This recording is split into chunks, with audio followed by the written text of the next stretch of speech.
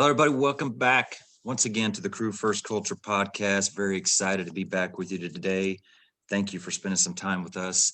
Today, I've got Chief Andy Starnes on with me. How you doing, Chief? I'm better than I deserve, sir. Thank you for having me. That's right. I'm very, very glad to have you on.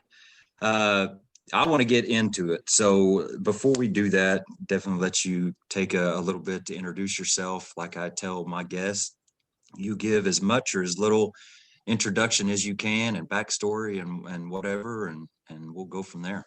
No, I appreciate the opportunity first. And you and I had briefly chatted on mutual friend Ryan Pennington's clubhouse thing. I'm new to that whole thing. I don't understand it. So you got to bear with me as I was figuring that out. I live in Shelby, North Carolina with my wife and daughter, Sarah and Emma. We've lived here now going on 15, 16 years.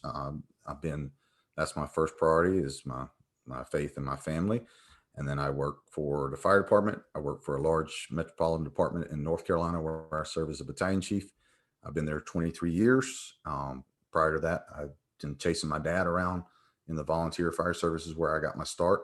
Since I was 8 years old, I would go ride in the car to spend time with him and wait tables at fish fries and barbecues, and then became a junior firefighter when I was 16. So be 30 years this year, be 46 years old. So I'm feeling that more days than not.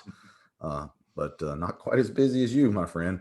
But I have one little one to chase around who's 11 and showing her personality every day. My goal in taking care of myself is that not only can I do my job, but I can come home and have energy for her, because that's a big thing, because she's always ready to go. Oh, yeah. But I love the fire service, but I learned through hardships several years ago that the fire service can be a spiritual detriment or it can be an opportunity. And that's where, when I told you about having this conversation, I'm big into thermal imaging. That's my thing, Yep. but that's not what defines me. My biggest thing is helping firefighters. You get in the door as a good instructor because of your credentials as a firefighter. They want to know that you can do the job, but that's when they'll listen to you about other topics like family, marriage and divorce, kids. They're not going to listen to you if you're not good on the fire ground. And that's kind of like your business card, if you will. So in my opinion, being able to instruct and teach is a blessing, but the biggest blessing I get is the dinners and conversations I have with firefighters after the fact that were suicidal, that were struggling with their marriage, that were dealing with PTSD, or just like what you talked about on Ryan's thing, hard times in the fire service. And they just needed an encouraging voice to know that they weren't the only ones struggling with all the same problems we all struggle with. So, but I'm blessed to participate in a lot of things, and rather go down all those rabbit holes. I would rather talk about the main things we came to talk about today, and hear more about how we can, like we talked about with Ryan, encourage others who may be in those same spots and light a fire underneath them, because we all need that, right? It's just like this cup of coffee. It's required in my house. My marriage cannot sustain me giving up coffee. Got to have it to get fired up. Yeah. Well, I appreciate it. Is that all right? I know you had to take a drink there, but I didn't want to cut you off. You good? Okay. I appreciate what you said right there. You are known, if you want to use that term, you're known for thermal imaging. That is your wheelhouse, I'll say. Mm-hmm. But that's not why I am so excited to talk with you. I am excited to talk with you about the other stuff that you just mentioned, and I'll bring up this, and this is the most exciting part of this hobby, I will say, of mine, to get to talk to people like you. Is two of the most impactful podcasts I've had, conversations I've had, is with Rick George and Frank Vescuso, two unbelievable people. But what was so impactful about those conversations was Rick George is known for his firefighter resiliency and all that good stuff and training. Frank Vescuso is a leadership guy, all that stuff. But I truly dug into and was inspired by Frank's conversation about family, about being a better dad and things like that. And it made me want to be a better dad. Rick George, his conversation was about his story, which is a freaking amazing story to go from what he was to what he is. Mm-hmm. And that was so inspiring. So two guys very well known in the fire service for certain things, Mhm. but were the most impactful conversations I've had for totally different discussions. And that's what I love. I love getting a Chief Andy Starnes on here, and people expect you to start talking about, thermal imaging and layers and bridging and all that. And no, we're going to talk about some faith, and we're going to talk about some family and passion and struggles and all that. And that is exciting for me. So I'm very appreciative for you to come on and be willing to do that with me. No, I appreciate that. But I had said this to my wife last night. I'll try not to get too emotional saying it because we're dealing with some interesting conversations with my daughter. And Yeah. as much as I think that I was put here on this earth to do things that are skilled with our hands, no, Yeah. it's all about the heart skills. And Yeah. I love doing things with my hands, but I'm not a craftsman, if you will. My purpose, if I'm correct, and I've been wrong about a lot of things, is to be there for people and show them that they're not alone, and try to ask the right questions to guide them back to where they need to be so they can see the answer to their own problems and where that comes from, and realize, hey, like you said, look at Frank, look at Rick, two very highly respected people. And that's usually all people see, but they Yeah. don't realize that most of these people, if you study leadership, they struggle with depression, Yeah. anxiety. They had high divorce rates. They had conflicts at home.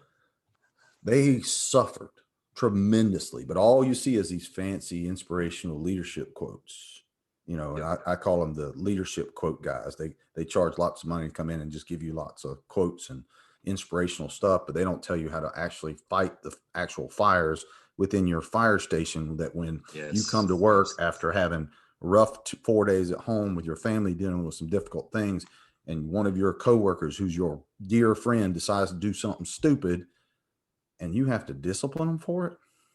Where's your leadership quote for that? How are you going to handle that when you got to be the boss? You going to Yeah. shirk that responsibility when they've come in and assaulted somebody? Or are you going to shirk that when they come in high or intoxicated and got in a fire truck? You can't. You have to deal with it. It's like being a parent and having to discipline your child. You don't want to, but you have to.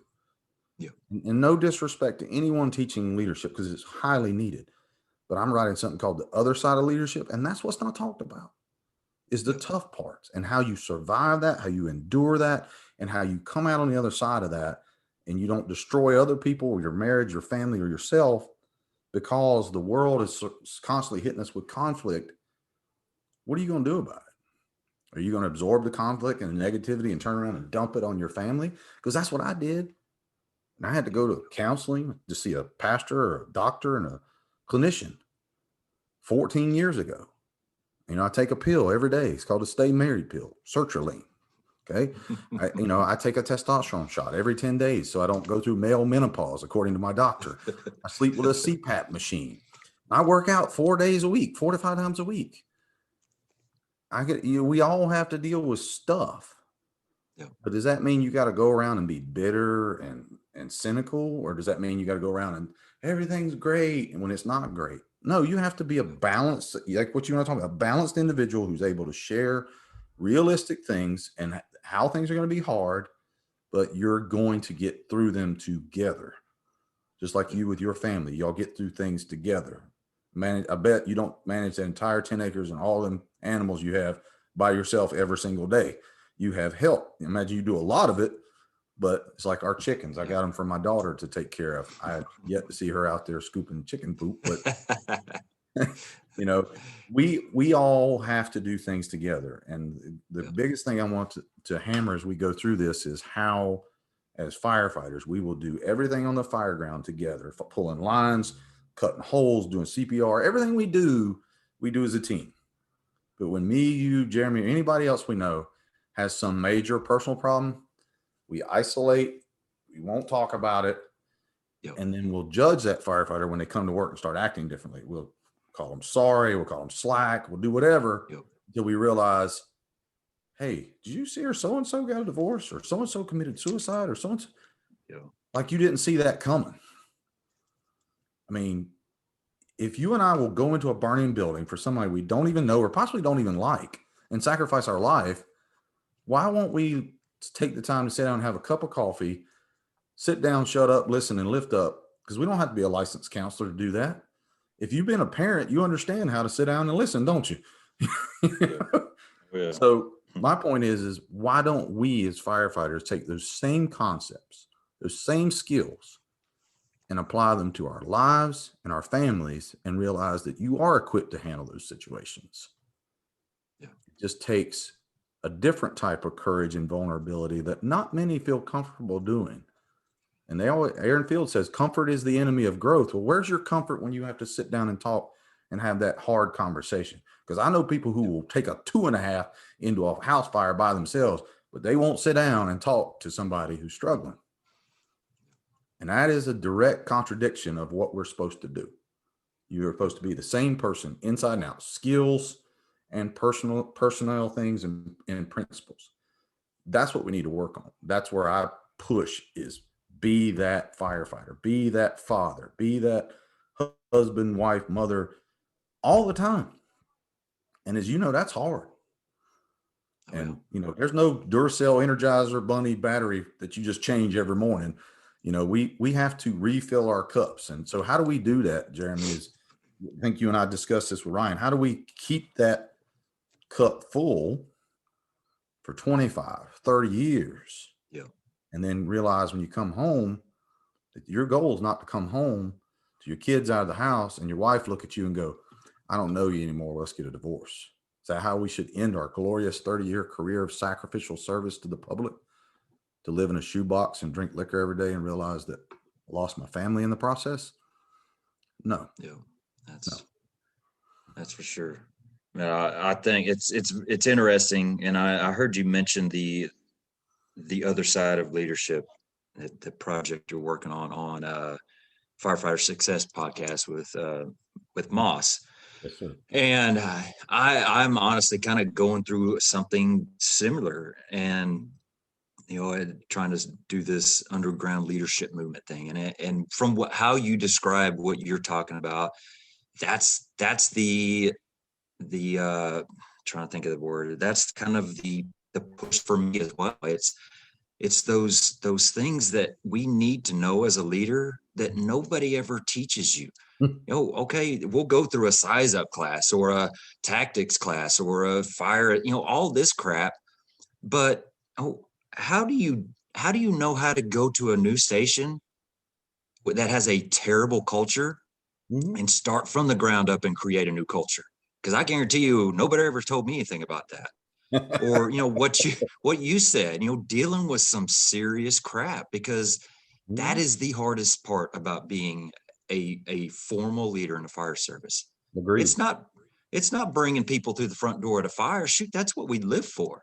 That's the easy part. Like Chief Hovelman said, it doesn't take any bravery to go fight fire. We love that. That's fun. The bravery is making the choices that nobody likes you to make, but you have to make them because they're the right thing to do. Amen. And gosh dang, that we need that. We need that so much. We need to be taught how to be leaders. And it's just such a huge hole right now for us. And I really want to do my part, like exactly what you're saying, you're doing, working on to do your part too, to help that.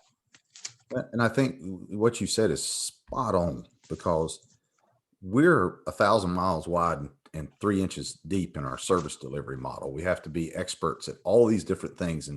And whether we like to admit it or not, we can't be experts at every concept, every task. Yeah. We have to have some type of matrix where they grade us and say, yeah, that's good enough according to the state. And we know that's not good enough. There is no such thing as good enough. But when it comes to the real success, like Jim Moss talks about, he says that, when lives are at stake, success is our only option. Well, what lives are at stake inside of your four walls of your house? Yep. At your home? What lives are at stake when you report to work? If you're serving as a captain and you have 3 to 4 firefighters under you, those are yours. And if you, like in my case, I have 20 5 people under my supervision every day that I go to work. I'm responsible for their mental, physical, emotional well-being, whether I like it or not. And in Yep. some days with that hard culture, or that, one person that doesn't seem to get it, or that one person that doesn't care as much as I do, I have to find a balance to address and adapt and talk to each person in a way that gets them to respond. Chief Billy Greenwood is really good at that in his teachings about learning how people work and learning how to talk to them. That you hear people talking about adapting your leadership style. Well, that may work in some cases, but if you don't know how to talk to people, and more importantly, you don't know how to listen to people Yeah. and size them up and realize what is it they need to empower them and for them to be successful. Not me. I could care less about me. Yeah. I want to get them to run the station in a way that it takes care of their people. Right? You said it best. If you told me right now there's a house fire 2 blocks down the street and you get to be on the nozzle, if you go right now, I'm gone. Right? Yeah. Because they don't let me touch the nozzle. Right? So I'm gone. That's fun. I'm going. But you tell me that there's two doors down there's a family struggling, and the husband's about to leave his wife, and you're the only person qualified to go talk to him. How many excuses are we going to come up with? Yeah. And Yeah. let me ask you this, Jeremy, in your experience in the fire service, and this would be a good back and forth conversation. How many problems do you think we deal with in the fire department in general, whether it's disciplinary or whatever, because a failure in leadership, not in the way they lead, but in the way they don't lead, when they don't deal with things, when they ignore things, they say that's just so-and-so's way, or they say that's your problem, or, I have high ranking officials call me at midnight saying, I got a firefighter who's got a gun in his hand and he's wanting to hurt himself. I told him to call EAP. I didn't know what to do. Do you honestly think that that's true leadership? Yeah. Or is that a cop out? Yeah. You mean you can't just listen to them? Well, I don't understand that. That whole depression and PTSD, I don't think that stuff's real. Well, just because it hadn't happened to you yet doesn't mean it's not real. Yeah. And I'm sorry to say there's too many people I know, including myself, that I used to make fun of people who had panic attacks until shortly after my first promotion. I used to go home and have a panic attack 3 to 4 times a week. Yeah. And I felt like an elephant crushing me where I couldn't breathe. Now, if you want to know the difference between sympathy and empathy, empathy is you've been in their shoes. And I think some of these leaders who preach, oh, you got to be experienced. Okay. Experience on the fire ground. I'm all about it. But where's your experience in dealing with this? Life experience. Yeah. Yeah. Cause they don't want to deal with it. Yep. They pawn it off. Oh, call so-and-so or yeah. Just give them a couple of days off, put them in a cubicle, let them get some light duty. They'll feel better. That's not helping. That's hiding. That's isolating and transferring them, moving around. That doesn't fix anybody. Absolutely. You shoving your kid in your room for timeout. They may give them a little bit to think about it, but you want to put them on timeout for 10, 20 years? Because that's what the fire department does.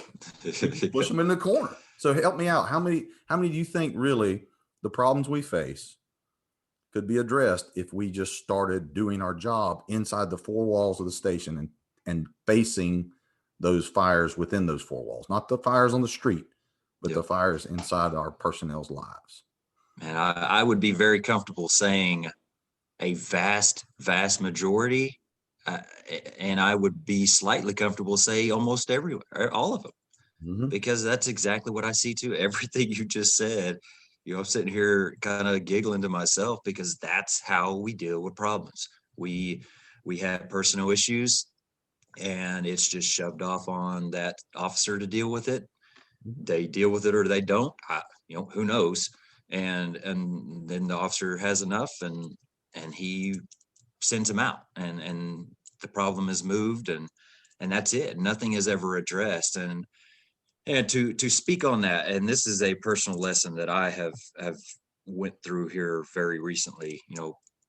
I have dealt with a situation with somebody that I tried and tried and tried to reach them. I tried and tried and tried to change their thinking, their attitude, their just try to do something, make a difference. And I couldn't do it.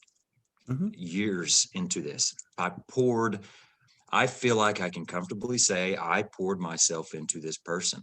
I put more time and energy into that person than anybody else in my crew. And nothing changed. And it was starting to eat at me. I couldn't do it anymore. And so made some, I requested to make some changes. And when that day came that it happened, I sat him down and I talked to him about it. I didn't, and this took a lot. I am a conflict avoiding type person. That before I became an officer, I knew that was going to be my biggest weakness to overcome. Okay. And so, so I had to talk myself up because he deserves the respect to hear the truth. Because hopefully, maybe it will help him to click something in place and change over, in time. But I told him, this was my choice. I asked for this. I feel like I can't help you anymore. I've taken you as far as I can take you. I don't think I can do any more good for you. It's time for somebody else to take that seat that I can help. And that was the hardest day I would say of my 19-year career, because that was not a comfortable situation to be in. And he didn't take it well because he loved being there. And, to be honest, I loved having him there. But the negatives were so high that I couldn't do it anymore. But anyway, it was almost like I had to do that to test myself, to test the things I'm sitting here on this podcast and on social media speaking of. I felt like if I'm going to do that, then that is a conversation I better have, because that's exactly what I'm preaching. You got to be honest. You got to deal with the problems head on. And so, man, it was hard, but I did it. I can say I did it. I can say that I didn't just lie and pass it on. And so, it was good to go through that. And I'm glad you shared that, because let me ask you this: how long did you struggle with that before you actually had that? A long time, Right. a long time. So, it was literally years that I was with them. And it was up and down. There would be strives of changing, but the negativity was the biggest thing. It's just somebody that feeds on negativity, and I can't do that. But I would say the last 6 months before the change happened was bad. I'm an officer who is out with my people.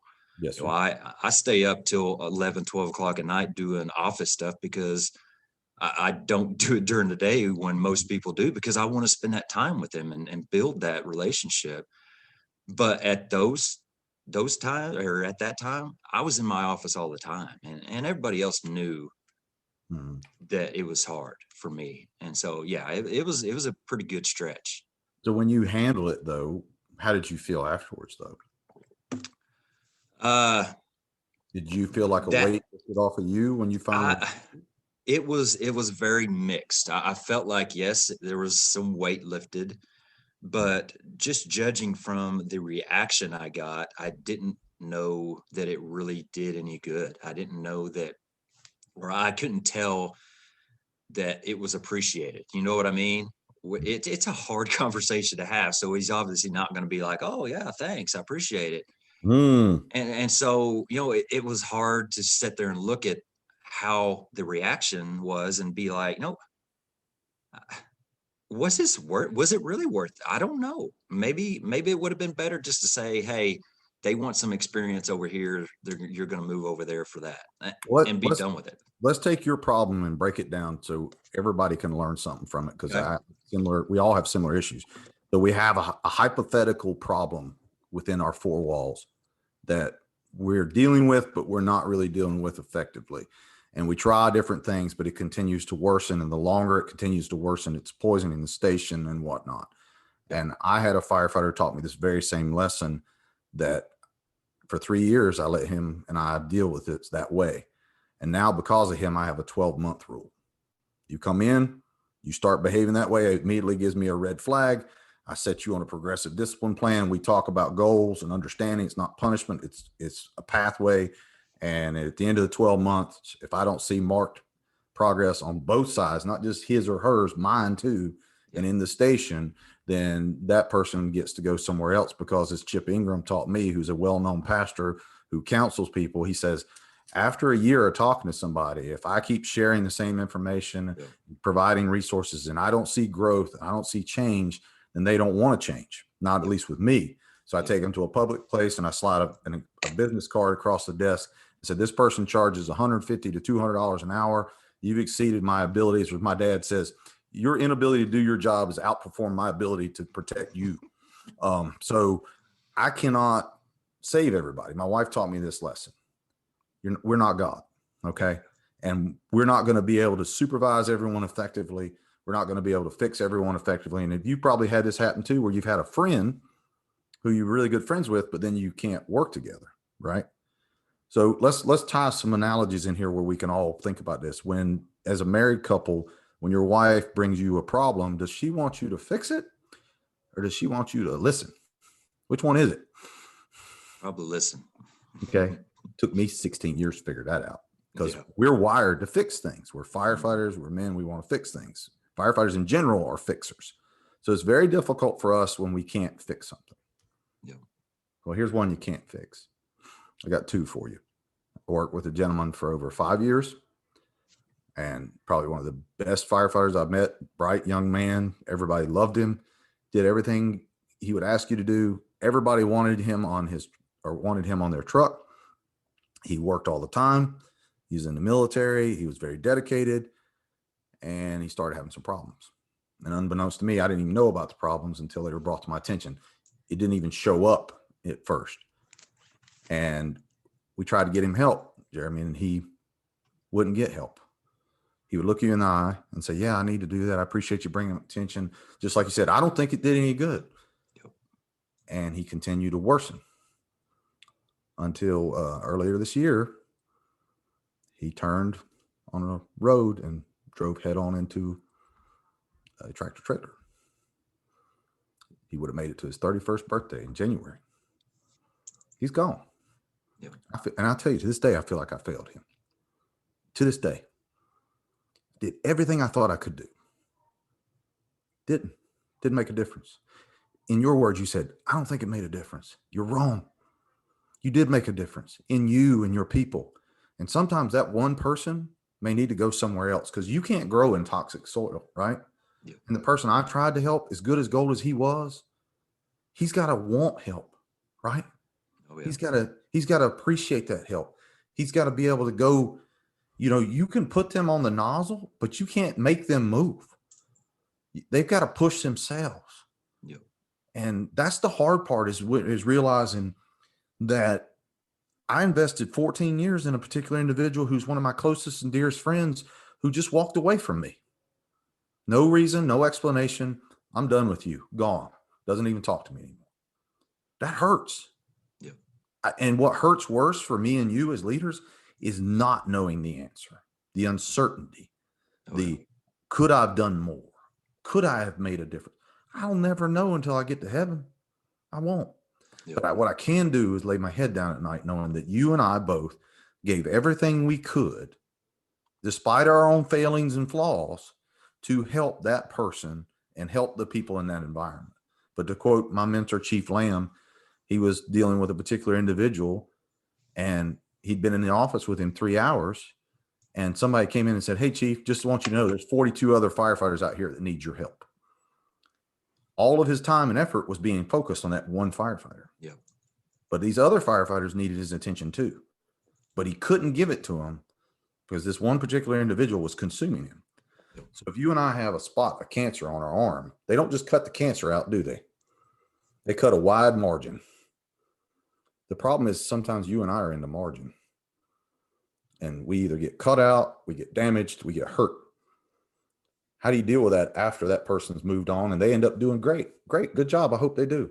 But that leaves you and I a couple different things, a scar or a memory. And the next time we face that problem, I hope that we as leaders look at it and go, I'm going to address that a little differently, because that cost me. You know, I had emotional investment in it. I said this morning to a friend of mine. The definition of compassion means to suffer with. You know, what was it your parents told you? This is going to hurt me just as much as it hurts you. You're like, nuh-uh. Now you're a dad. It does hurt. Yeah. It hurts emotion. It hurts your heart. I'd rather take a punch to the face than have to discipline or punish somebody I love. Yeah. But if you don't, if you love them, you will discipline them. Because if you don't, it's like that same cancer. You don't deal with it. What does it do? It grows, it gets worse, and it infects and hurts everybody around them. Yeah. And who are they going to blame in the end? You and me. Yeah. Because we didn't deal with it. We didn't fight that fire inside of those four walls. We did anything else outside of there, jam up. But my favorite saying is, we could solve everybody else's problems, but not ours. No, don't talk about my problems. I can fix the world, 3-alarm fire, deliver, breech baby. We do whatever. But personnel issue inside the station, B shift has rearranged the furniture. C shift decided they're going to hang funny pictures on the wall. We can't deal with that. Yeah. So do we divorce it and shove them away like the fire department does? Because if we do that, what example are we setting for our kids? Hey, when you don't behave, what I'm going to do is I'm just going to move you down the street to your friend's house. But is that a good way of, my kids aren't behaving, so I'm sending them somewhere else. Yeah. Is that what we should do every time we face a problem? Is move the problem away from us, out of our sight? No, we should do exactly what you did. We should try everything we can, and then we get to that last resort. I don't have any other option. But the point being is, none of this is easy. None of it. You can quote me any leadership mantra or dialogue or doctrine you want until you have absolute faith in your heart, knowing that you are doing the best you can, the right things for that individual based on principles, not on ego, not on profit, not on a driven nature to protect your own position, but you're legitimately trying to save them or save the other people around them. You're not going to survive. Yeah. You're not, because there's a great book called Lead Like Jesus, and it'll give you a leadership size up in 5 minutes. 2 types of people, driven or called. Driven, yank on their collar. Look at me. I'm the captain. I'm the chief. They do everything they can to protect their position. They intimidate. They don't do succession planning. They do leadership quotes all the time. But behind the closed door, they're going to do everything backwards. This two-faced individual, right? Whereas a called leader is all about the message, not the messenger. My job, if you're my captain in my battalion, is to give you everything you need to make you better than I am, to give you power, to give you success, to help you. It's all about that, knowing that as soon as I leave my fire department, 3 months later, they'll go, Andy, who? I'm gone. It's all about the person behind the badge. I'm trying to help them. Yeah. So if you figure that out really quickly, Jeremy, when you're dealing with somebody, am I dealing with a driven person or called person? Because if they're driven and your values and their values don't match up, good luck. Yeah. They need to go to a higher level of care. When you and I take them from the car accident to the ambulance, they're going to a higher level of care. We're not ditching our responsibility. Do not think that. You didn't fail. It's not that you didn't do any good. You did the right thing. You moved that person to a higher level of care, or sometimes a higher level of accountability. Yeah. And that's tough. But I'm telling you, people want that leadership job until it's time to make that decision. And then they start ducking. Yeah. They're like the person in the front yard.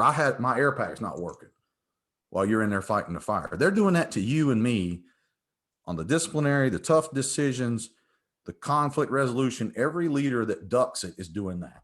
And they don't like to hear that, because then it hits the for them mantra really hard, because they're willing to, like you said, I'll crawl down that hallway, but I'm not going to walk down that hallway and go talk to Joe about his problems. Yeah. Oh yeah. So I appreciate you sharing that, because I think there's a lot of comparisons that we all can look at, just like I talked about in my own life, that we need to understand. It's not always the glorious things when we cross the apron with the federal queue wide open. It's the silence within the 4 walls, because we're all dealing with something very difficult. Yeah. Yeah. And what's truly amazing is since that change has been made, just it's almost like a breath of fresh air now. I mean, it's like a completely different place. Mhm. And what is exciting about it is that's the place that I want. That's what I have been working to achieve, the culture that I've been achieving. And it just took changing out one piece. And not that I'm at a 5-person station, me and 4 of the guys. Every one of the other guys are testing for promotions here within the next month and a half. And so I literally can be sitting at that station with completely different people here in a couple months. So, I'm not saying that we got it all figured out, but to be able to see that, wow, okay, now that I've got kind of a fresh start, we actually are making a difference. We actually are creating some positive cultural special things here, and that's been really good to feel as a leader, to go from feeling pretty much like you're failing, like like you talk about, like you failed as a leader because you Mhm. couldn't make a change in somebody, to now seeing, gosh, it's a lot of freaking work. It's a lot of work, and it is slow, and it's going to require a lot of patience, but it will make a difference, and it's worth it in the end. To finally start seeing a little bit of that is awesome. And you're very uh, title here about culture, right? The thing I think we all need to think about is everybody wants to change their culture, but culture by definition means a coherent or shared set of values. Yep. Values, as my father says, determine relationships. So, Jeremy, if the 5 people in your station don't have the same set of values and are not interested in improving their values, what are we setting ourselves up for? Yep. Conflict. Now, if they're willing to change, they're a rookie or someone who's went through something hard, and they're willing to look to you and say, well, Jeremy went through something hard and he's able to come out on the other side. Just like our skills can improve, so can our abilities to manage stressors, right? Yep. But what they're really going to look to is your skills made you a better firefighter when it talked about, hose deployment or throwing ladders or all the different things. But what made you a better person was not your skill set per se in your hands, but in your heart, your values. So, what are your values? What are my values? What are people going to look to and say, what makes Jeremy different as a captain than the other captain over here, who's also very skilled, but interacts with people differently? Yep. What is it that sets us apart that helps strengthen and build that culture that is a positive culture, not a toxic culture? What do you think that is? uh for me, it's just, values, living, having values, having a vision for what you want your environment to look like. And that's something that's big with me, is that vision, because I feel like if you don't have that vision, it's just like if you're shooting something and you don't have a target. What are you really aiming for? You don't know. I mean, yeah, you could try hard to be a leader and all that, and that this goes back to, the what we talked about earlier, that your project, the other side of leadership, and mine, the underground leadership. It's just, those are the lessons that need to be told. It's truly not overlooking the important things in life. Having values that you leave. I like to call it the, golden rule leadership, basically. you know all these thousands and thousands of leadership books are out there, and thousands of hours of podcasts, and on and on and on about leadership, which, again, like you said, I'm not downing any of it. I love Mhm. absorbing that information, Me but too. you could literally sum up every bit of it in a one little sentence, and that's lead people like you want to be led. Okay. Basically taking that golden rule and applying it to leadership. I think if you can do that, you're going to be in pretty good shape, and then you can figure the rest out as you go. And I think that's wise, but we have to be careful whose golden rule it is.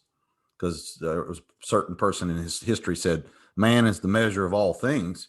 Which man? If that captain or chief feels fine with being treated like a pain in the butt and being yelled at, then he's going to lead them that way. Yeah. Whereas if you and I have a transcendent set of moral anchored values that are outside of ourselves, because here's the problem with leadership stuff in general. If it's their opinion on it and their doctrine, there's always going to be a revised edition. Have you ever noticed in college, there's always a revised edition of ethics?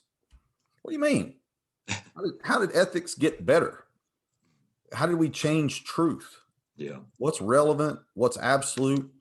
The world doesn't like words like absolute. There are such things as absolute. We raise an entire generation to tell them the truth is relevant. And then when they graduate from college and they go and mess up Enron's hedge funds, they go to prison and realize truth is not just relevant.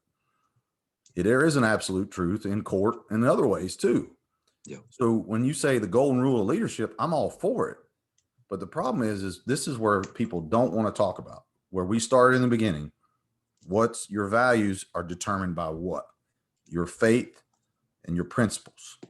Some people have principles that waver with the wind or whatever social media tells them. And some people are grounded. And I'm not going to tell you, you have to believe the way I do, but my faith is what is my moral compass. And when I get outside of that moral compass, it's not my faith that led me astray. It's this fleshful, lustful, problematic person here that has made a decision that he shouldn't have made. So if I have a set of values that I should follow, and I try to live my life by those values, and those values never change, you have a consistent system, a consistent behavior of love, discipline, accountability, responsibility. You don't have Jekyll and Hyde leadership. Yeah. You don't have that bipolar leadership, if you will. Yeah. You don't. And that's dangerous, because you'll have a leader that acts one way Monday through Friday and different on Saturday and Sunday. Or as my wife told me, we've been married 3 years, and I told her I found out a friend of mine that was cheating on his wife, and how it shocked me. She looked me straight in the face and said, all men do it. It's only a matter of time before you do it to me. And I said, what? She saw how I behaved at the fire station. And she said, you're trying to play good, godly man at home, but I see how you act at work. And I believe the guy at work is going to win out. As James says, don't be the double-minded man. I was the double-minded man. You want to talk about a road to conviction? That's where it started for me. Yep. And we went on a little mini spiritual retreat, and these people got up and shared their testimonies. These people were doctors, lawyers, politicians, high-ranking officials in the community, and every single one of them shared some horrific thing in their past. Either they did, they went through, and my mouth is just dropping open. Because everybody looks at these people like they're perfect and they've never made mistakes, and that is so far from the truth. So what's your values that keep you grounded so you don't look like something you're not? Because if somebody stands up, Jeremy, and whether it's behind a pulpit or at a conference or anywhere, and they preach something that they are not, and they preach something they don't do, it's only a matter of time before it's found out. Yeah. And firefighters are the world's best next to convicts to see through BS. Oh, well, he says he does this. He don't do that. He says he works out, but look at his waistline. You know, I mean, I work out all the time. Look at his double chin. I'm fighting. You know, I'll tell you, my daughter loves pizza, and I'm right there with her. But that whole thing comes from being grounded in transcendent moral values that you and I believe in that are outside of ourselves. Yeah. And if we don't have that, Jeremy, what happens when next week the department decides they have a new mission, vision, value statement? Why did you revise it? Did it get better, or did you throw out a particular value? Mm-hmm. That golden rule better be somebody else's golden rule that's a lot smarter and higher up than you and I. Yeah. Because if it's based on politics, power, greed, being politically correct, we'll never lead people the way they need to be led. We'll only lead people the way we're told that they need to be led. And there'll always be an exclusion clause. There'll always be an exception. No, they should be treated, just like you said, they deserve that courtesy, that love, and that respect to tell them the truth. And do it in with gentleness and respect. Don't be ugly about it, But I think that comes from those values that are way higher outside of ourselves. I mean, I listen to a lot of podcasts just like you. I don't listen to a lot of fire service podcasts. I listen to a lot of different ones, and I listen to a lot of faith-based ones because, just to be blunt, I need the encouragement. Yeah. And I can listen to Jocko, I can listen to Frank Viscuso and all those, and they do encourage me greatly, especially when Frank's, I think, interviewed about family life, like you said, and Rick, when he talks about his testimony. I get more out of that than I do some guy standing up, beating his chest, talking about, you got to do this and you got to do that and you got to always be this way. Well, that's great, but you really didn't tell me anything different than any other leadership quote. Because if you, like you said, all these podcasts and books, where are they getting those principles from? They're the same principles. Yeah. They just put a different spin on it. You know, some of them are even quoting scripture, but they're not even giving the Bible credit for it. It's like, I'm like, in college, they call that plagiarism. They're pretty strict about that stuff. I don't think I want to plagiarize God. It might be a different penalty for it. Yeah. But I think that's where we need to remember is, where are you and I grounded? We are grounded in our faith and our family. And you said in the beginning, it's about passion. Where's passion come from? God gave you that. Mm-hmm. He wants you to do that. And if you don't do what you're passionate about, have you noticed that you become bitter and cynical if you don't use your gift? You start to feel dark. You said, I don't know if it was respected or appreciated. You feel lost, because that's what you're wired to do. So sometimes, just like you said with that guy, I got to move myself into another position so I can use that gift. Yep. Sometimes you got to go teach in other places so you can use your gift because your department doesn't let you use that gift. That happens, like I shared with you. That doesn't mean that's a no, but that all comes from your values. Because if you don't have values, forget about it. Because, Jeremy, let me ask you this question, and then I'll shut up. That's right. If you and I are pushing down a hallway, and we took the same oath, and we're very passionate about the job, and we know the limits, and we know when to push them, and this is one of those times where we got to push it, and you are behind me, and I'm in front of you, and you know that I just cheated on my family and left them. My choice, not bad service. I just decided I went for some crazy young thing and, for some stupid reason. Do you really going to trust me if I will abandon my spouse and my children, who I made the commitment at the altar before God? Are you going to trust me with your life? If I abandon them, and when things got hard, I abandoned them, you think I'm going to stay with you when things get hard? No, I'm going to be that same person. When things get hard, I'm probably going to push you out of my way to save myself. Yeah. Remember Driven and Called? Yeah. I think people need to look at that. You can't be two people. You can try, but it'll tear you apart. Oh yeah. So I think that's what we need to really look at is, rather than tearing the entire fire service apart like we like to do on social media, why don't we start with an honest self-assessment and look at ourselves and say, am I who I really say I am? Yep. Before I say something about the YouTube video, before I comment about a tactic I don't like, before I say anything about a particular leadership doctrine, do I practice my own doctrine first? Do I take the plank out of my own eye before I try to take the speck out of yours, as the word says? Yep. Because if I'm not, I'm a hypocrite. Yeah, absolutely. So that's my little mini sermon. I'm really glad that you brought that comment up. And you might have to reword it again for me to get it right. But when you don't use the passion that you've been given, the purpose you've been given, you become cynical and things like that, because that's literally what made me want to have this conversation. And you also brought up earlier, Pennington's room on Clubhouse. And that's, you basically said the same thing there. And that really spoke to me personally, because that's a story that I have lived. I have been given a passion to, if you want to say lead, create leaders, to just to do something good. I feel like I need to be a part of something bigger than myself. And I was kind of given that no, that you just, you can't do that here as far as, locally. Mm-hmm. And that started building resentment, and that started building anger and frustration.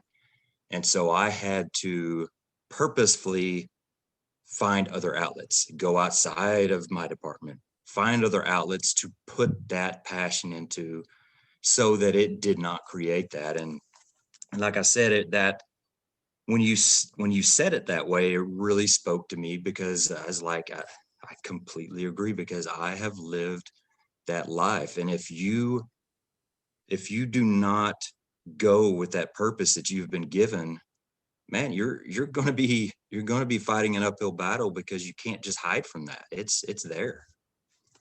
Agree 100%. I think the devil wants you to, when you're told no, To to stop. shut down, Yeah. stop.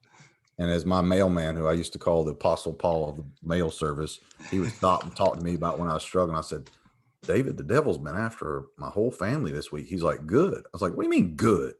He goes, do you think the devil comes after people who's already on his own team? I said, no. He said he only attacks No. those who are trying to do what they're called to do. He doesn't go after the complacent, Yeah. the comfortable, or the lukewarm, right? The good enough. That's not my problem. Oh, my house is good. I don't need to worry about that.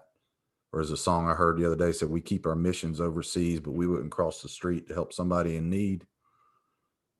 Yeah. Yeah. We keep it distant. It's not personal. So when it's your passion, Jeremy, you're meant to do it. Doesn't mean you may do it there at that particular spot. You need to find where God called you to do it at. And like in many people's cases, just like mine, I had to go outside of the area code, and the only reason I did was I fell through a floor and ripped my knee in half. And my wife politely informed me, we can't live without you, or on 18% disability, because I was doing it for free, helping my dad with Project Kill the Flashover. And I almost disabled myself and wasn't able to come back to work. So the only reason I made Insight Training was to protect my family. And when I was laid up, started typing and reading and said, wow, the rest of the world requires an education to hold a thermal imaging camera. We don't. What's wrong with that? Yeah. So let's correlate that what we're talking about. We're passionate. We want to do stuff. What's our depth of our passion? What's the depth of our education? Jeremy, you've got a big family. I got a family. When we have a family, is there required training to be a dad? Is there a required Not that I know of. number of hours to be a husband? No.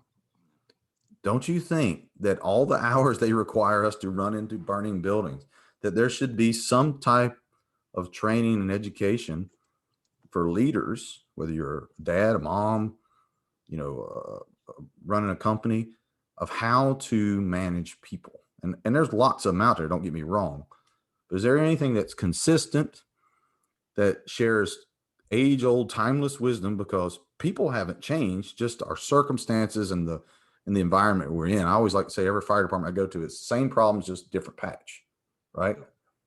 So how do we get people to understand that, look, these problems are not new? Malcolm Muggeridge says it best. He says, there's no such thing as new news. It's old news happening to new people. So you and I, as leaders, as dads, as husbands, are facing the same problems our predecessors faced. Yep. And by the way, someone wrote this down on how to face it and how they survived it. The difference is, though, if you look behind me here and you go up here in this giant shelf, if you can see, there's hundreds of books in here. Does those hundreds of books do any good if they just sit on the shelf? Or worse yet, we read them and we don't apply or share any of that knowledge. Like what you're talking about, sharing it. I'll become cynical if I can't share it. Maybe I can't share it where I think I'm called to share it. Yeah. What if he's putting us somewhere else so we can grow and get developed outside of it? And then, as someone else just told me, he said, for 20 years, I've been doing this outside of my department. All of a sudden, my department realizes that I'm valuable. Yeah. No, I don't think it was a sudden coincidence. I think that was, you and I were planted in the field. We grew, we're getting better, we're learning. And now that opportunity presents itself with the right person, the right leadership to implement your expertise and your passion when it's time. A guy from NC State calls it a policy window. He basically says, you have a great program, you've got it all figured out, you know how to fix this problem, and the managers and the leaders go, nope. They don't give you a valid reason. You get angry, you try different ways, it doesn't work. He says, do not throw your efforts in the trash. He said, take this and put it in your right front desk drawer. And every time you have an idea, pull it out, work on it, and put it back. Yep. And he said, one day, your night piece is going to be sitting there on that chessboard, ready to make that killer move. And when they say, wow, it'd be great if somebody had an answer to the problem, and you go, I have it. Yep. It's all laid out. All the loopholes have been eliminated, because for years you've been working in the background on something you were called to do. You've been helping XYZ department do it. And all of a sudden they realize, my goodness, this member of our department has a valuable piece of information, experience, and education, and we need to take advantage of that. So don't get burned out just because your department's not using you. As you said, find other avenues, get out there and learn. I have learned more, Jeremy, from outside of my department than I ever did inside my department. Yeah. And that's not a slam to my department. That's just, think about how wide and diverse the world is. Well, I think you're doing it wrong if that's the opposite. Yeah. Just it doesn't matter how big your department is. You could be on FDNY. Sure. You are still a tiny piece of the fire service. And if you are only absorbing stuff from inside those walls, look at the percentage of fire service and lessons and everything else that you're not getting. Yeah. That's a great point. And something else I want to, that kind of just a visual that clicked with me as you're talking there. You talking about you were planted kind of outside, and it's almost like a nursery to me. You go to a nursery to pick out a tree. Those trees, depending on how big they were, they've been growing for a long time, probably. And was the intentions of planting that tree that's their final destination? Absolutely not. Nope. But one day somebody's going to come along that is exactly the tree they wanted, and they're going to bring it, and it's going to be planted where it was meant to be. And that's when everything is right. And that's just a cool visual that just kind of clicked with me, that when you're talking, and that tree, awesome. Once it's planted, will thrive and be a centerpiece for somebody. Yep. Right. And when that tree is planted, it will also do something else that is key to our survival and our success that most places don't do. That tree will drop seeds and plant other trees that will probably spring up and be moved to other places, because those little trees that are going to grow into big ones are not going to grow into a big tree under this giant oak tree in my front yard. Yeah. They'll be choked out. So I've got to take them and move them to where they're called to be. So like you said in the beginning with that personnel issue, they may need to be moved to a different area, different soil, where they can grow and someone can help them. Because you and I can't help everybody. But if we are called to use our gifts, we also have to know the limits of our gifts. You call me today and say, Andy, I'm needing a rope rescue class. I'm like, sorry, I'm not your guy, but I know your guy. Here you go. If it wasn't for Greg Nicholson, I wouldn't know a thing about ropes and knots. I spent 7 years at Station 2, and that ladder company taught me everything about ladder work. And because this guy's allergic to aluminum and ropes, so they were phenomenal at it, but they shared their collective wisdom and knowing that it would benefit others. And that's what you are doing when you get outside of your comfort zone, go to other places, whether it's in your volunteer department, in your community, whether you travel and teach, whether you do podcasts, which to me, podcasting and sharing online makes your reach exponential, because you don't know who's going to be listening to this. Yeah. That may say, that's what's going on in my life right now. Yep. Seriously. They don't know. And they may be sitting there with pills on the table, or gun on the table, or, divorce papers, or, quitting the fire department and say, you know what? I need to give this another shot somewhere, another way. These are permanent solutions to a problem that's temporary. And I need to figure out a better way of managing this problem, because this problem doesn't define me. It hurts. It's painful, but it's not the end of me unless I choose it to be the end of me. So let's take that and say, you're passionate for a reason. Don't let your passion turn into poison, basically, because you're not able to use it. Yep. And then what if you sit inside that wall with 5 people, those walls with 5 people, and you're poisonous, Jeremy, you're going to poison them. And I'm going to come in and poison 25 people. Yep. You know? So what good are we doing if we can't come in and be at least somewhat positive and share our passion in a way that encourages them and helps them? Yep. We've got to figure out a way to plant ourselves in better soil despite our current circumstances, despite what our limitations within our fire department or what the world's doing. What you're doing right now is an example of that. Yeah. You're taking time away to benefit others, and then you're going to go back being the dad and doing all the stuff you do, and people are going to hear that. And they're going to say, well, Jeremy took time and still was able to go spend time with his family. Why can't I take an hour and do that? Why not? Yeah. I think we all need to, like I said, an honest self-assessment of who we are. Are we who we say we are? Are we using our gift appropriately? And how can we use it in a better way to help others? Because whether you like it or not, me and you got to hang up the helmet one day, don't we? Yeah.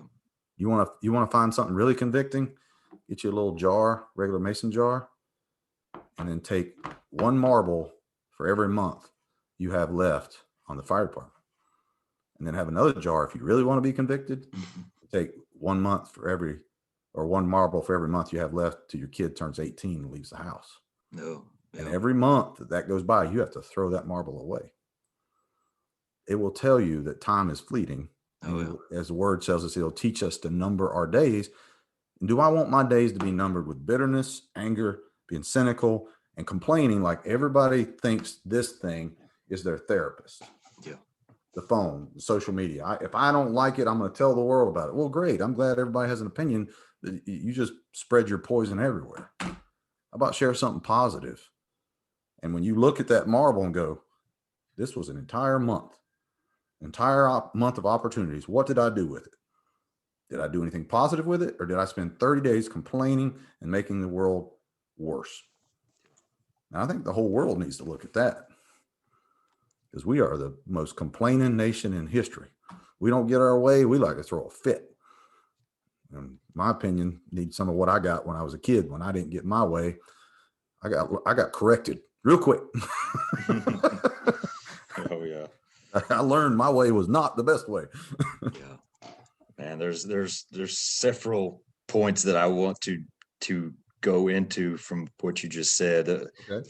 I'll just touch on the first one and we'll move on to the second one, because the second one is more important. We talked about just a little bit ago that if you're only focused on learning from your department, what you're missing outside. Well, flip that coin over, and it's what you were just touching on.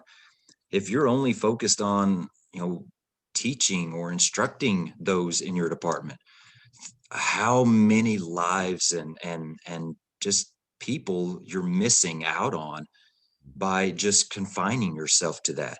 Get out and stretch those legs, get out of your comfort zone, tell your story over, however, social media, podcast, whatever it is, write a book. But it's the same thing. It's just the opposite of what we talked about. You can help some people and in your small circle, which is good. It's good. But we are made for so much more. We have such a bigger purpose, and our story can help so many people if we just tell it. And so I just wanted to say that. But the more important one is that the whole marble thing. I wish you wouldn't have said the marble thing about the 18 years, because that it's literally a conversation that, I was at work last night, but just a texting conversation with my wife, because like we talked about before we pushed record, we've got 7 kids, but 2 of them have officially moved out.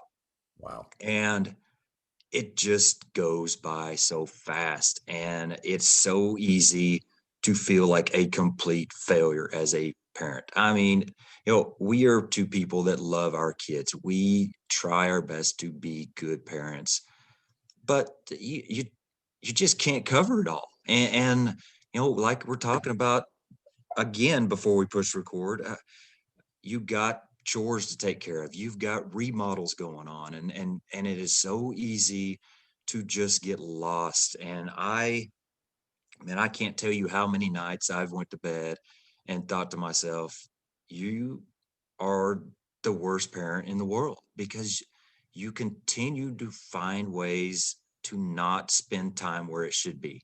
Mhm. And again, last night after having that conversation with her, I'm just sitting there in the fire truck on the way back from a call thinking, oh, I sit here and I'd work during the day on chores and home projects and stuff like that.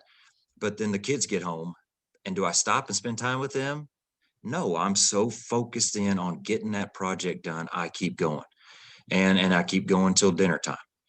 And yeah, okay, we might stop then and kind of spend some time together then, but there's still several hours of every day that I could have put them as a priority. And Remember that. it is a struggle every single day to beat it in my head to stop and take advantage of that time.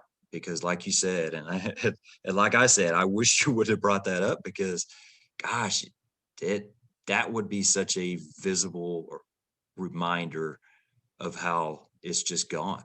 And so, yeah, But we need that visible reminder. It's like oh yeah, looking at your bank account. You know how much money's in there. And if you don't, you're in trouble because yeah, like most of us, it gets a little closer than we want sometimes.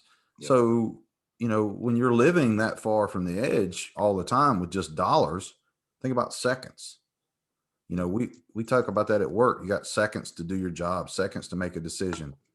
Whether you like it or not, spender or saver, you got 86,400 seconds every day. You don't get to save one of them, but you can spend them differently.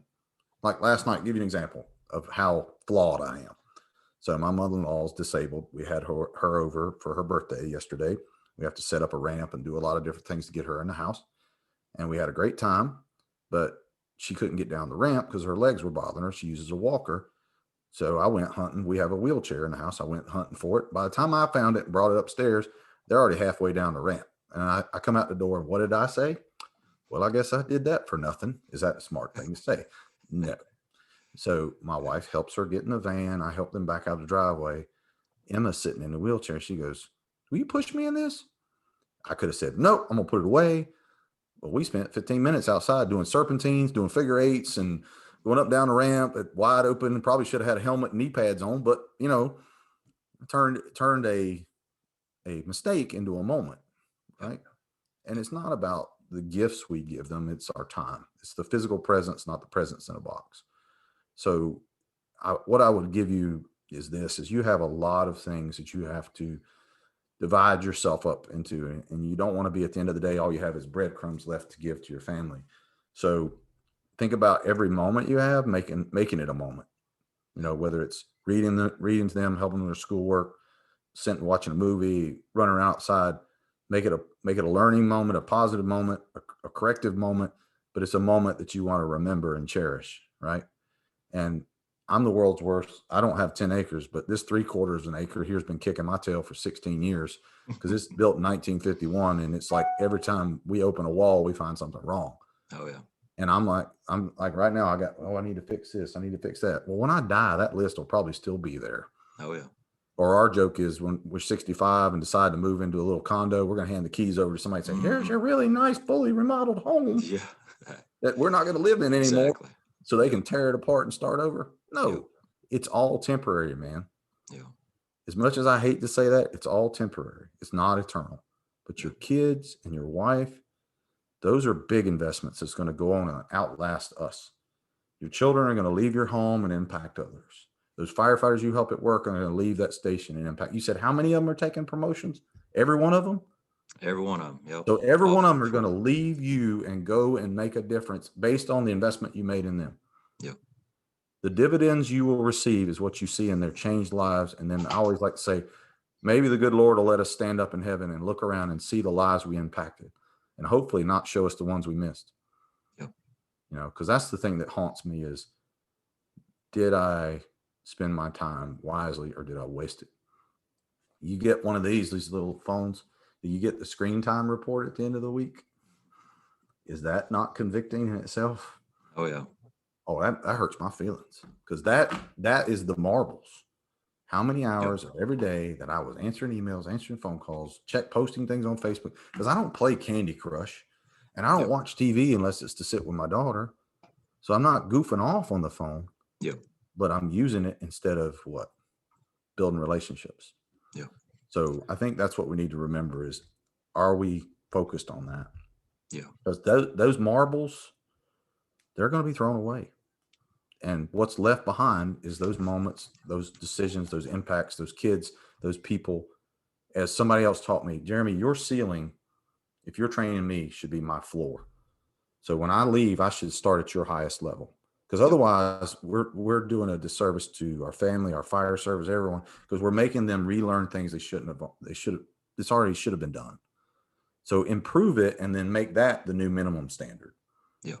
Because if we don't, the minimum standard is always going to get lowered and Oh lowered. yeah. Let's make the minimum standard higher every year. Yep. And when we do that, whether it's our faith, our family, the fire department, we'll be better for it. Does that make sense?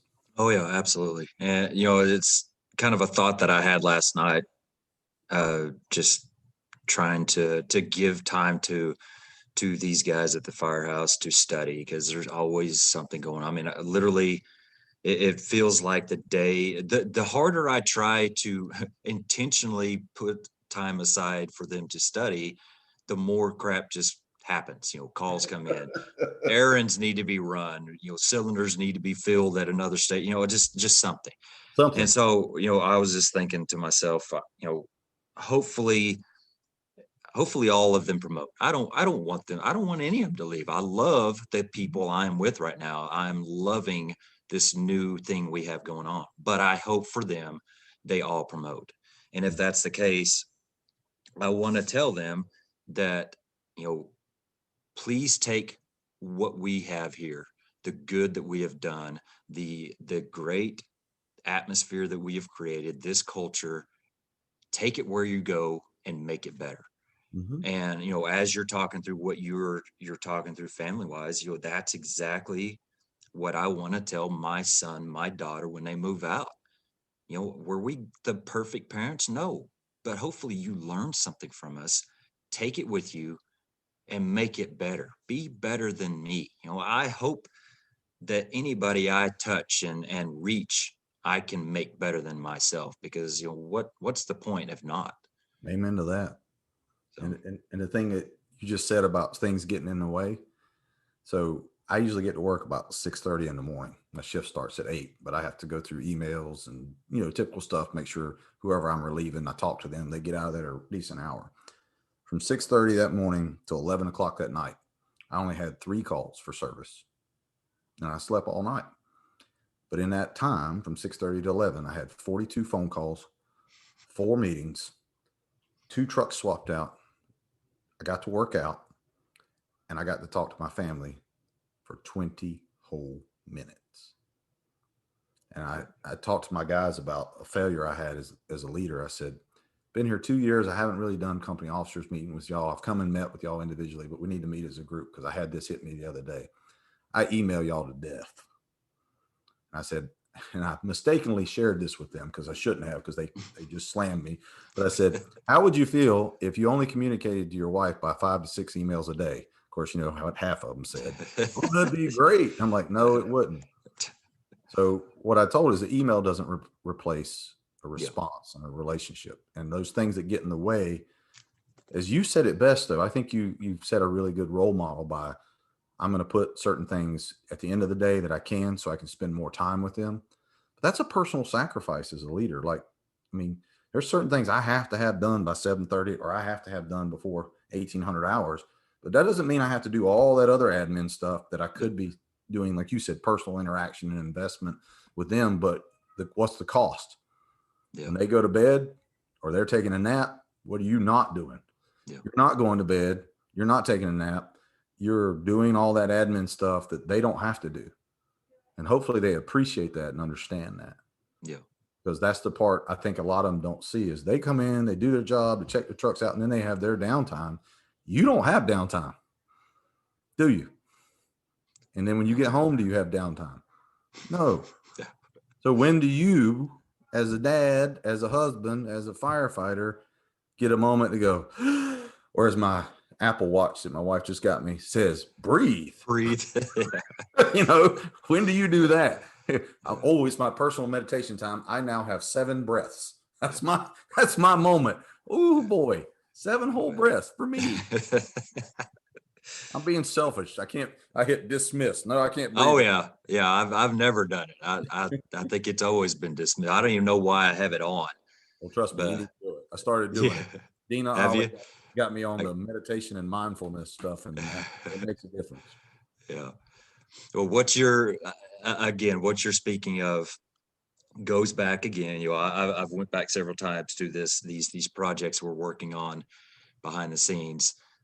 You're talking about relationships, and something that really, it almost hurts me to hear and to see is the mindset of when you become an officer, when you promote, you have to start separating yourself. You have to be away from the people you're working for so that you can be the boss. And I hate that. I just hate it, because to me, I almost feel like it's more important for me to have relationships with those people, because I am responsible for everything. I'm responsible for, like you've touched on, for their mental health, for Mhm. just to be happy. I want to create an environment that I love coming to and that my people love coming to. I can't do that if I don't know who the heck they are, if they don't know who the heck I am. And so that's another piece of this project, is teaching people that you can have relationships with your people and still be the boss. And in fact, I believe, and you can talk, kind of give me your opinion. I believe that the greater the relationships are that you build, the more respect that you build, the more trust you build, the less I have to be a boss. There you And go. that's I don't want to go to work to be a boss. I want to go to work to do good, to help Preach. people, and to have fun. And Go for it. so tell me what you think about Now I'm gonna let you keep talking. I'm sitting back here clapping. This is awesome. Preach on it, because the thing is, man, a man who just passed away, who's a very famous author, counselor, brilliant man, Dr. Larry Crabb, said in his book, The Papa Prayer, the power of petition is based on the depth of one's relationship. In other words, people will do more for you because of the strength of that relationship. Think about how strong your relationship is with your wife. If she came to you today and said, Jeremy, I need you to do something, and it's very hard, it's going to be costly, it's going to cost a lot of time, would you do it? Absolutely, because you have a strong, deep relationship. This whole buddy boss line thing that everybody likes to throw out there, there's a part of it I understand, it. that it has to be there, where you end up being the boss when you're forced into it. Yep. All right, I get that. But I think a lot of that is pushed on administrators so that there is a separation, so that when it is pushed down for you to make them do something, that you are disconnected. And when you're disconnected from your people, you'll drop the hammer on them and not care. And I think that's one of the reasons I probably get in a lot of trouble, is I stay connected to my people. And when they push something down that I know is not 100% correct, I don't be disrespectful to the command staff. I research it. I make sure it's as fair and equitable as our policy says. And if it's what it says it is, I administer it. If it's not, then I basically back my people and say, look, this is what is being done. This is where there's something that needs to be addressed. I don't make a public spectacle of it. But buddy and boss line really can be a way of saying, we don't want you to be too connected to your people, because in the end, we want you to tote the company line 100%. Well, the company line, Jeremy, is for the citizen. It's the mission you swore to do. And if your mission, visions, and value statement says that you should follow policy implicitly without ever having any critical thinking skills, then you've got robots. Yeah. And you don't have people. And you have to be careful about sending out emails and policies every week, changing something because we keep figuring things out differently and expecting them to suddenly change their behaviors, and then disciplining them when they don't do it right.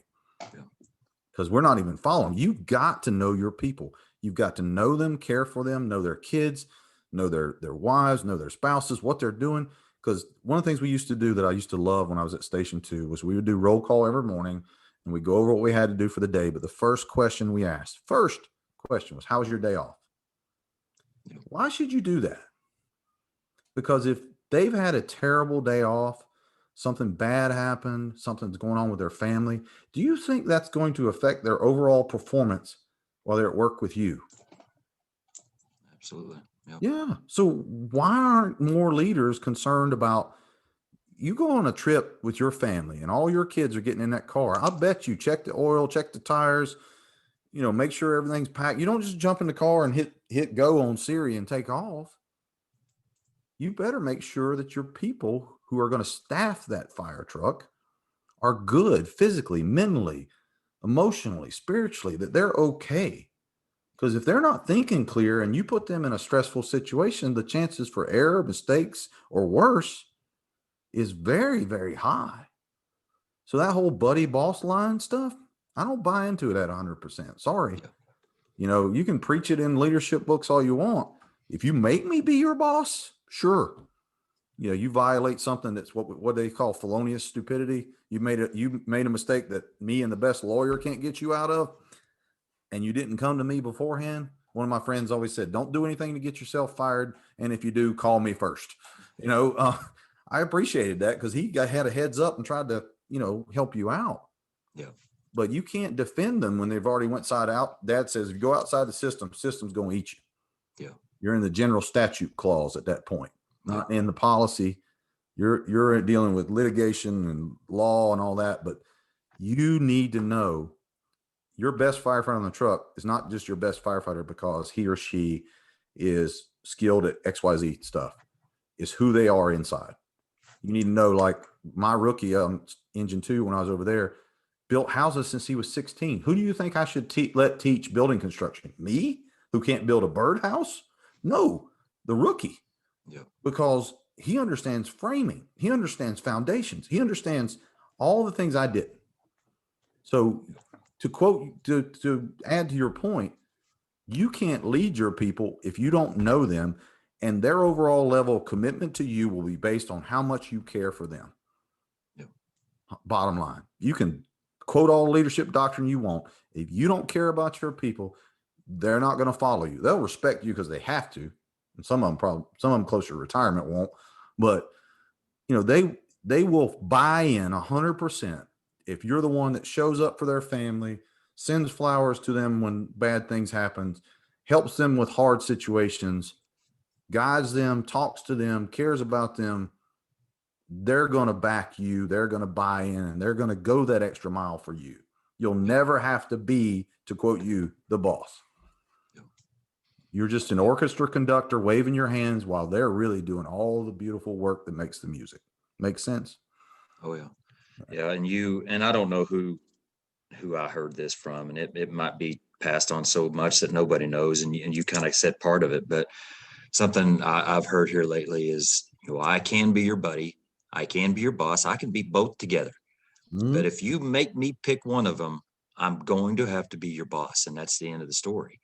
Mm-hmm. But what I want to add to that is preloading that, the preemptive strike of that is I'm going to spend time before all that happens, building respect with you, building relationship with you, building the foundation that is going to be there to prevent that from happening. Absolutely. And so I think that's kind of the place we need to focus on, keeping that choice from never even having to be made. And so that, and again, what you're talking about, taking care of your people. You mentioned, I don't know what you want to call it, the crew first culture, the name the message I try to share. That's exactly it. That's why I picked that name. Mm-hmm. And that's what, people ask me what it means. That's exactly what I'll tell them. Mm-hmm. I feel like if I take care of my people, mm-hmm. I treat them right. I back them up when they need to be backed up, and they know it. I respect them, all that. I know that if I do that, they will do everything they can to accomplish whatever task is put in front of them, and not it just to make me look good. That's it. Yeah. If at the bottom line, they're going to do it just to make me look good because of all that. And I don't know why that's so hard to understand. And it's so hard for me. It almost hurts me when I feel like I'm not getting that from my bosses. You know what I mean? Yeah. If you're so passionate about something like that, and then you're not feeling it in return, it's like, gosh, I just want to be valued. I just want to be supported. That's it. Jeremy, you said something that's really powerful, and it goes back to Ephesians 5:31. Says, every man shall love his wife, and every wife shall respect her husband.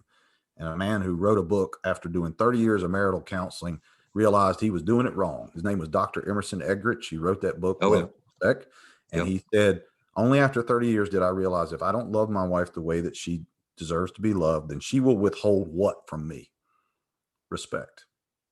Every man is wired for that, to have to be respected and appreciated. And every woman is wired to receive love. And if they don't get what they're wired for, then they will withhold what you and I need. Yep. And when you and I don't get what we want, so to speak, or need to be affirmed, we seek it out in other ways. Yep. So when you say, I don't understand why people behave, they do, they're not receiving what they need to be affirmed and appreciated. So they're seeking it out in different ways. And then some people who are toxic leaders, who are only about themselves, don't understand or don't want to open up and care for more than their own needs. It may appear that they do, Yeah. but to care for everyone takes a heart that has the one who died for everyone in it, in my belief. If Jesus doesn't reside in here, there is no way I can truly care for you, your family, and everyone else in the way that I should truly care for you. I can say I care, and I can give you nice words, and I can do nice things, but I'm not going to show that level of commitment that means personal sacrifice, like what you're doing for your guys and your gals, your wife, your kids, because the world thinks that's crazy for you to go above and beyond and do big sacrificial acts of servanthood and love for people. They don't understand that. Yeah. Certain leaders don't understand that because their version of leadership is textbook. It's from this leadership school, it's from this book, and it's this deep. And remember when I said what Dr. Larry Crabb said, the power of petitions based on the depth of relationship? That leadership is based on how deep their passion, dedication, and love for not just the profession, but the people who make that profession great. If they don't love and care for their people, it's all about a title, and they're a 5-year chief here, 5-year chief here, and they're just putting little things on their resume. That's all they're doing. It looks good, but in the end, you can have a certificate that says you're married, but doesn't mean you have a good marriage. You can have a certificate that says you're a firefighter, doesn't mean you're a good one. When I went to thermography school, they said, you are now certified. You are not qualified. Qualification rests with your company. And I thought, well, how brilliant is that? How many certified professionals do we know that are really not qualified? Yeah. Think about that.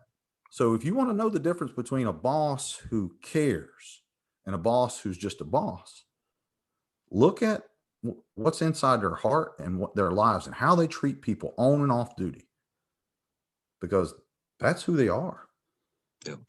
And that's the people I want to work for, the ones that go above and beyond. That, yeah, every now and then they may break a rule to help somebody. Yeah, they might do it, but in the end, they're going to do what's right for everybody. Yeah. They're not going to do what's wrong just to protect their position. Yeah.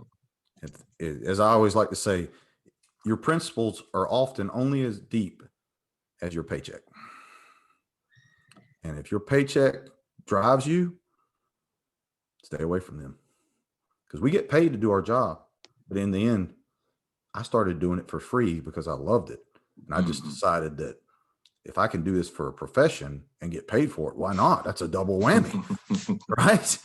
Yeah. So why go to work and be miserable, right? Yeah. So to me, it was a double-edged sword of I win, not, I'm just doing this for money. because you're not going to make $1 million as a firefighter. Who thinks you're going to be rich being a firefighter? Nobody. But your leadership individual should be based on their level of personal commitment to the people, not necessarily the profession.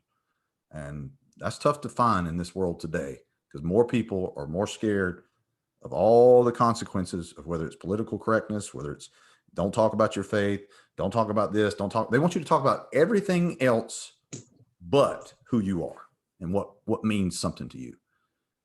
But yet, what's on our patch, Jeremy? What's right here? Let me pull this off here. This patch is what? A Maltese what? Cross. Huh. We're not supposed to talk about faith. The Maltese cross has 8 points. 8 points come from what? The 8 Beatitudes on Sermon on the Mount. From who? Jesus. Well, what was the original purpose of the Maltese cross? The Knights of St. John sacrificed themselves, saved their own when they poured naphtha on their brothers and sisters, the knights, and pulled them down while they were on fire. Great personal sacrifice. They went through the fire to save each other, and they were given a cross to carry. St. Francis of Assisi said, in all things, go and preach the gospel, and if necessary, use words. So when they tell you you can't talk about your faith, fine. Just watch my works. Yeah. Watch your works. Watch how you treat your wife and your kids. I think A.W. Tozer said it best too. If I want to know what kind of Christian a man is, I'll go talk to his wife first, because that's how I'm going to find out who he really is. So look for those leaders. And as you said in the beginning, you want that crew first culture with that shared set of values. Surround yourself with those values, and you will always, always grow. You put a toxic one in there, it's like going out in my garden right now. I got a lot of weeding to do. You're going to find you're going to do more weeding than you are growth. So my best to all those who are struggling with this, because it is a common problem, because no matter what organization you work for, they have the same people in them. Right? Oh, yeah. Our job is to influence them. So it's something that has kind of been apparent to me here lately is, I can be a good station officer by training my people. I can make them better. I can make them, better firefighters, better drivers. I can make a good culture and be a good station officer. But what I'm realizing is I can take it to the next level and bring some parenting, and I can create better people. I can teach them how to become better humans. And that's the leader I want to be. Yeah. Do I want to make them better firefighters? Absolutely. Do I want to have a solid crew that knows what they're doing? Dang right I do. Yeah. Do I want to have a group of people that know how to live, know how to enjoy life, know how to take care of their family? That's what I want. That is that next level. And so that's something I've really started thinking about here lately. And that's the way it should be. I've heard people say they take competence over character, and I told them no. I could train somebody for competence. I can't train them to care. Yeah. You could be the best forceful entry guy in the world, but if you don't care about people, why do I want you in a profession that means you have to care? Because at 3 a.m, when they have toe pain and you have to pick them up off the floor, you better care, or you're going to not have a really good attitude. Right? Oh, yeah. You've got to have a heart for people. And that empathy and all that stuff we talked about comes back to caring and values. And if they're burnt out, maybe they need to go move and get reset. We all get that way, but the fact that you're training people to be better people, then they'll be better firefighters is the key. Yeah. And I think that's what's missing. It's too much task books, skill based, do this, XYZ, you're good. Yeah. No, you're not. Yeah. You may be able to pull that hose line and deploy it beautifully, but do you know why you're flowing water the way you do, where you're going, and did you know you just passed a kid's room? Did you even care that you washed out in the front yard their only pair of shoes when you said it was for them? You're worried about water damage. You only flowed 30, 60 seconds during fire attack, and you dumped 1,500 gallons in overhaul and threw all their stuff in the front yard like it was garbage, and they're standing out there with no rental insurance. Yeah. That comes with caring and understanding. And if they don't care, and they're saying it's for them, it's all about the t-shirt. Like you said, we want to go there. We enjoy doing that. But you got to remember who you're doing it for. I don't want nobody's house to burn. But if it does, I want to be there and make a difference and try to minimize that impact to that family and their property and all that. No. But I got to care more about them than I do about my time on the nozzle. Yeah. That kind of hurts, because whether we admit it or not, we're a bit selfish on that, right? Yeah. So I think you're spot on, man. I applaud what you're doing. I think you need to carbon copy yourself and do what you're doing and make more people like you, and help the guys in your station as much as you can. And a good sign of good leader is people who are constantly getting promoted out of his station, not getting transferred, not necessarily retiring, but getting promoted. That means they're learning, they're growing, they're moving, because good people don't stay in one place. They don't. They grow. And they're in that nursery, like you said, and they're moved to another place. So kudos to you. Keep up the good work. I think you're on it. Appreciate it. Man, I've really, really enjoyed this. I don't want to stop, but I know we both have big to-do lists, and I want to respect your time as much as I better get going on with mine. But before we wrap it up, is there anything you want to add? Anything you didn't get to talk about, or whatever? Well, like I said, we could talk all day, but the purpose of our call was to encourage people. And I just want them to know that I've been in several dark places in my career. And if you want to know the exact moments, they happen throughout the year. Sometimes I've come home and told my wife, I'm done. I ain't putting up with this no more. And then she has to hear me say the same things and bring me back, reset me back to, hey, you got to hold the line here. You got 3 more years. You got to, but we all feel those feelings, and they're okay to feel them. What's not okay is to poison everybody with those feelings and to infect others and attack your own organization and destroy it so that it doesn't get better. If you want to fix the fire service, start with yourself and the people around you. Don't blame the command staff, even though there might be stuff that's going on. But you know what? I'm not sitting in their shoes. And when I sat in the back of the fire truck, I used to know boy, he doesn't know what he's doing. When I sit in the captain seat, I'm going to run things differently. And I sat in the front seat and I'm like, it's not what I thought it was. It was a lot tougher. I think I'd rather pull the line than tell them how to pull the line. There's a lot of stress with that. Yeah. And especially when you become a dad and have kids, because you think about their kids. So if you're in a dark spot, here's the deal. If you have a present, and I told this to my daughter last night, a gift, inside the box is dark. Could be the most amazing gift in the world, but it's in darkness. And the gift is not valued, treasured, or even appreciated until it's opened and brought into what? The light. Open your box, your gift, and share it with people who are negative, who are hurting, who are cynical. And even as you said in the beginning, I don't know if it made a difference. We may not know. Yep. But our purpose is not to receive a check box, an incentive check, or an admiration statement saying, yes, you made a difference. No, my purpose is to share. Yep. And share that gift and hope and pray that it made a difference. And we won't get a QA report saying you made a difference this year, this, and this. Not on this side of the earth. It's only when we get up to heaven where we'll get that report and say, hopefully we'll hear these words, Jeremy. Well done, my good and faithful servant. That's the best performance review you'll ever receive. So don't give up. Don't stay in the box. Get out in the light and get other people like Jeremy and others who will encourage you, affirm you, lift you up, and yes, hold you accountable. That's important. And keep you on that path so that your gift will be used and you won't become cynical. Because somebody who's been there, and I've fallen in that trap, you may fall in a ditch, but your purpose is not to stay in the ditch. Okay? Get out of there. It's okay to feel down. It's not okay to stay down. Yep. So don't let the world take your joy from you, because they don't steal it. You give it to them. You have a choice to make. Make the choice to go make a difference and do that each and every day, especially when you don't feel like it.